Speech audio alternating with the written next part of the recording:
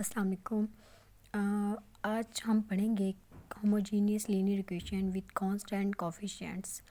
तो इसमें हमारे पास ये हायर ऑर्डर डिफरेंशियल इक्वेशंस होती हैं। अब हम इसमें पढ़ना स्टार्ट करेंगे कि ऑक्सिलरी इक्वेशंस होती क्या हैं।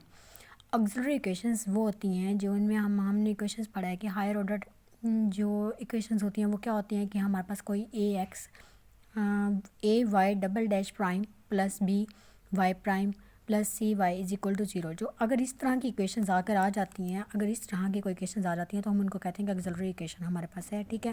और नॉन होमोजीनियस लीनियर इक्वेशन है तो क्योंकि इसके पास हमें पता है कि ये होमोजीनियस में होता है ज़ीरो और नॉन होमोजीनियस में होता है जहाँ पे कोई वैल्यूज़ होती हैं, ठीक है। तो ऑक्सिलरी इक्वेशंस जो हैं वो ये होती हैं कि हमारे पास a y double prime plus b y dash plus c y is equal to zero के बराबर होती है।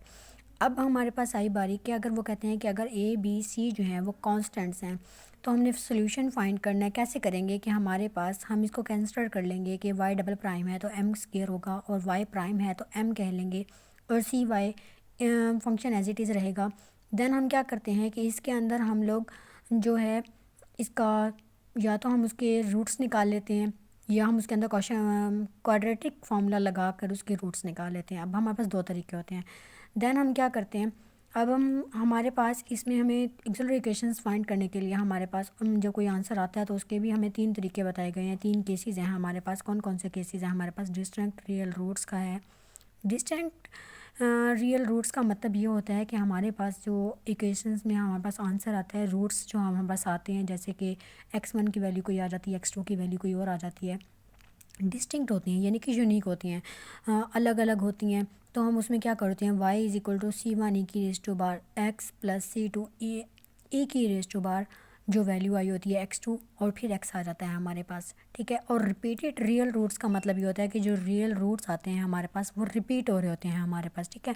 यानी कि x और x2 की वैल्यू हमारे पास क्या होती है, सेम होती है। तो हम क्या करते हैं, जब हमारे पास रिपीटेड रियल रूट्स होते हैं तो हम उसमें करते हैं y is equal to c one e की रेस टू बार a x plus c two a, यहाँ पर जो ई के साथ x लगा देते हैं और फिर ए एक्स आ जाता है। मीन टू से डैट हमारे पास रिपीटेड रियल रूट्स के अंदर वैल्यू में अगर यहाँ पर वैल्यूज़ जो हैं लिखते हैं x1 x2, यहाँ पर आगे पीछे हो जाए तो कोई इशू नहीं है, लेकिन हम क्या करते हैं साथ में यहाँ पर दूसरी टर्म में x भी यूज़ करते हैं रिपीटेड रियल रूट्स में। और कॉन्जुगेट कॉम्प्लेक्स रूट्स में हम क्या करते हैं कि अगर हमारे पास कोई भी वैल्यू, कॉन्जुगेट का मतलब होता है कि कोई भी वैल्यू ऐसी हो जो आयोटा में आ जाए, उसको हम कह देते हैं कि कॉम्प्लेक्स फंक्शन है, हमारे पास कॉन्जुगेट में आ जाती है वैल्यू, ठीक है।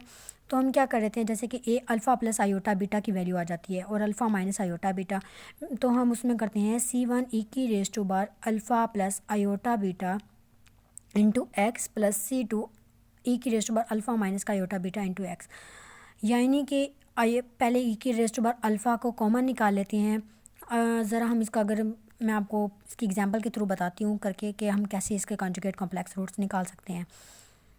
तो हम इसको सॉल्व करना स्टार्ट करते हैं। एग्जांपल को कोई एक एग्जांपल लेते हैं, उसमें अगर हम डिस्टिंक्ट रियल रूट्स आते हैं, रिपीटेड रियल रूट्स आते हैं या कॉन्जुगेट कॉम्प्लेक्स रूट्स आते हैं तो उसके ज़रूरी हम क्वेश्चंस को करके देखते हैं क्या आया।